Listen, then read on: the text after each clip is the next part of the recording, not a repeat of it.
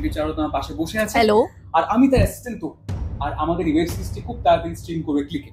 So আমরা একটা খুবই ইন্টারেস্টিং গেম পেয়েছি, যেটা কিনা ওয়ার্ড গেম। বাংলা দুটো বিখ্যাত ডিটেকটিভ উপন্যাস নিয়ে, ব্যোমকেশ আর ফেলুদা। এর গেমটা হলো এই যে দুটো উপন্যাস, সেই দুটো উপন্যাসের প্রত্যেকটা গল্পের শেষ অক্ষর দিয়ে আমাকে বলতে।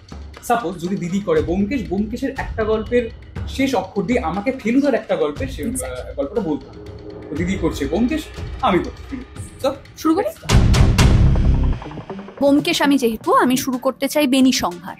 বেনি সংহার হলে রয়্যাল বেঙ্গল রহস্য। সত্যান্বেষী ফেলুদার শকুন্তলার কণ্ঠ। আচ্ছা, তালব্যস্য।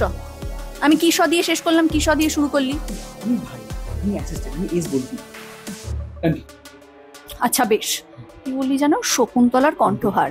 র দিয়ে রক্তমুখী নীলা। নীলা হলে তাহলে হলো লন্ডনে ফেলুদা। বেশ। তো দুর্গ রহস্য হলে সোনার কেল্লা। বেশ। লোহার বিস্কুট।